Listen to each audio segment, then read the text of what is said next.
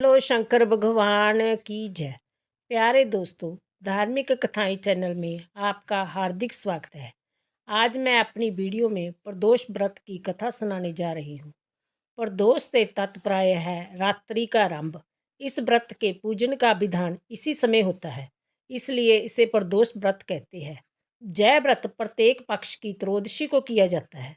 प्यारे दोस्तों, YouTube channel धार्मिक कथाएं यदि आपने अब तक लाइक और सब्सक्राइब नहीं किया तो ज़रूर करें। बेल आइकन दबाना ना भूलें जो आने वाली सभी वीडियोज़ की जानकारी आपको सबसे पहले हो सके। वीडियो को पूरी सुनने के बाद कमेंट बॉक्स में ओम नमो शिवाय लिखना ना भूलें। प्रदोष व्रत की कथा। पूर्व काल में एक पुत्रवती ब्राह्मणी थी। उसके 2 पुत्र थे। वह ब्राह्मणी बहुत निर्धन थी। देवयोग से उसे एक दिन महर्षि संडाल्या के दर्शन हुए। महर्षि के मुख से प्रदोष व्रत में शिव पूजन की महिमा सुनकर उस ब्राह्मणी ने ऋषि से पूजन की विधि पूछी।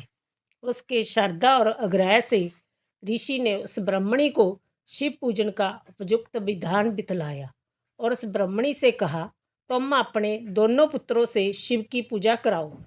इस व्रत के प्रभाव से तुम्हें 1 वर्ष के पश्चात पूर्ण सिद्धि प्राप्ति होगी। उस ब्राह्मणी ने महर्षि संडाल्या के वचन सुनकर उन बालकों के सहित नतमस्तक होकर मुनि के चरणों में प्रणाम किया और बोली, हे ब्राह्मण, आज मैं आपके दर्शन से धन्य हो गई हूँ। मेरे जय दोनों कुमार आपकी शरण में है। जय सूचिव्रत मेरा पुत्र है और जय राजसूत मेरा धर्मपुत्र है। जय दोनों बालक आपके सेवक हैं। आप मेरा आधार कीजिए। उस ब्राह्मणी को शरणगत जानकर मुनि ने मधुर वचनों द्वारा दोनों कुमारों को शिवजी की आराधना विधि बताई। तदनंतर वह दोनों बालक और ब्राह्मणी मुनि को प्रणाम कर शिव मंदिर में चले गए। उस दिन से वह दोनों बालक मुनि के कथन अनुसार नियम पूर्वक प्रदोष काल में शिवजी की आराधना करने लगे। पूजा करते हुए उन दोनों को 4 महीने बीत गए। एक दिन राजसूत की अनुपस्थिति में सूचिव्रत स्नान करने नदी किनारे चला गया और जल क्रीड़ा करने लगा। संजोग से उसी समय उसे नदी की तलहटी में चमकता हुआ धन का बहुत बड़ा कलश दिखाई पड़ा। उस धन पूरित कलश को देखकर सूचिव्रत बहुत ही प्रसन्न हुआ। उस कलश को वह सिर पर रखकर ले आया। कलश को भूमि पर रखकर वह अपनी माता से बोला, हे माता, शिवजी की महिमा तो देखो। भगवान ने इस घड़े के रूप में अपार संपत्ति दे दी है। उसकी माता घड़े को देखकर आश्चर्य करने लगी और राजसूत को बुलाकर कहा, बेटा, मेरी बात सुनो। तुम दोनों इस धन को आपस में आधा आधा बांट लो। माता की बात सुनकर सूचिव्रत अत्यंत प्रसन्न हुआ, परंतु राजसूत ने अपनी असहमति प्रकट करते हुए कहा, हे माँ, जय धन तेरे पुत्र के पुण्य से उसे प्राप्त हुआ है।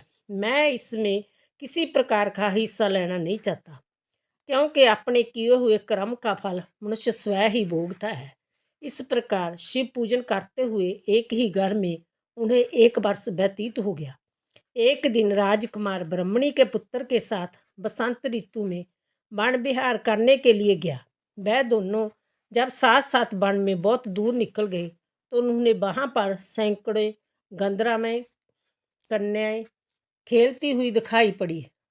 ब्राह्मण कुमार उन गंधर्व कन्याओं को क्रीड़ारत देखकर राजकुमार से बोला, जय पर कन्याएं विहार कर रही है, इसलिए हम लोगों को अब और आगे नहीं जाना चाहिए, क्योंकि जय गंधर्व कन्याएं शीघ्र ही मनुष्यों के मन को मोहित कर लेती है। इसलिए मैं तो इन कन्याओं से दूर ही रहूँगा।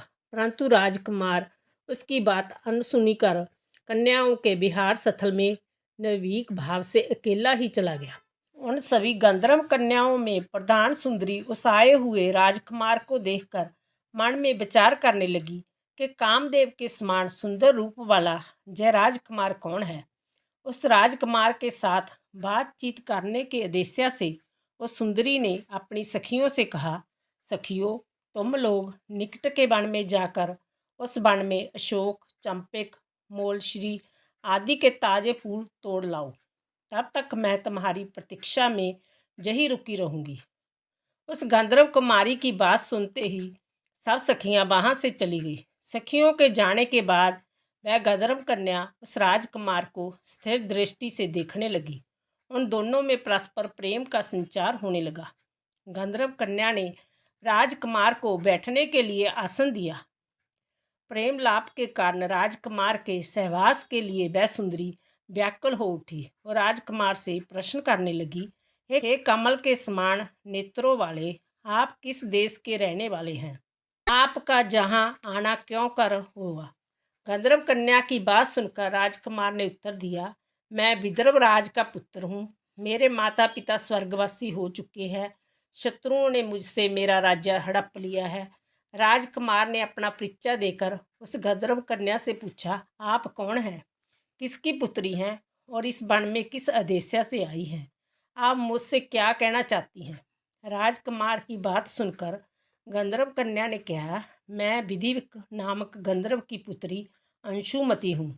मैं आपको देखकर आपसे बातचीत करने के लिए ही जहाँ पर सखियों का साथ छोड़कर रह गई हूँ। मैं गान विद्या में निपुण हूँ। मेरे गाने पर सभी देवगनाएं रीझ जाती है। मैं चाहती हूँ कि आपका और मेरा प्रेम सदा बना रहे। इतनी बात कहकर उस गंधर्व कन्या ने अपने गले का बहुमूल्य मुक्ताहार राजकुमार के गले में डाल दिया।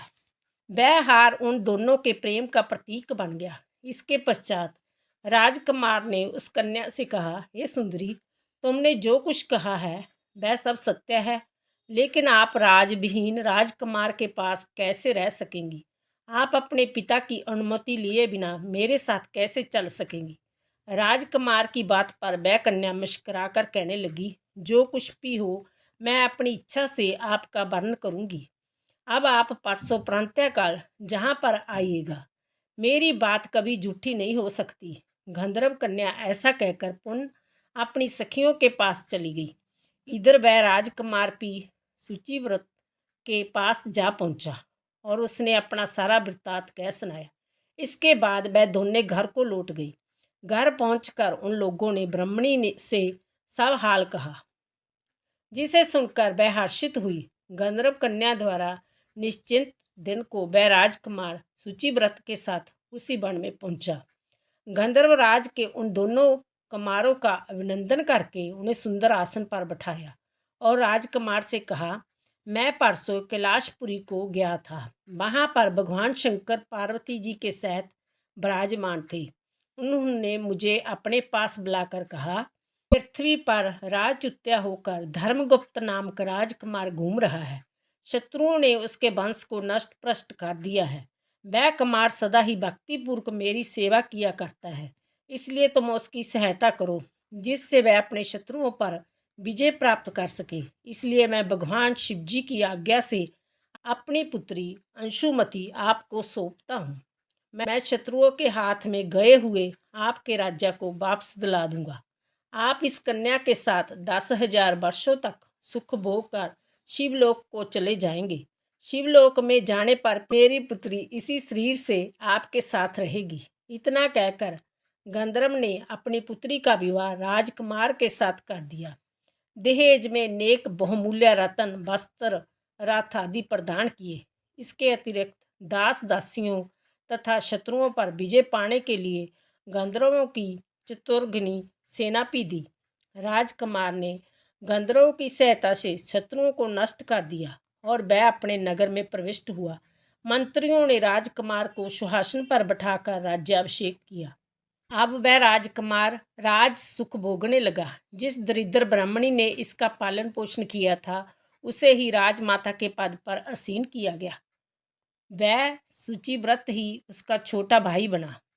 इस प्रकार प्रदोष व्रत में शिव पूजन के प्रभाव से वह राजकुमार दुर्लभ पद को प्राप्त हुआ। जो मनुष्य प्रदोष काल में अथवा नित्य ही इसी कथा का श्रवण करता है, वह निश्चित ही सभी कष्टों से मुक्त हो जाता है और अंत में परम पद का अधिकारी बनता है। बोलो शिवजी भगवान की जय।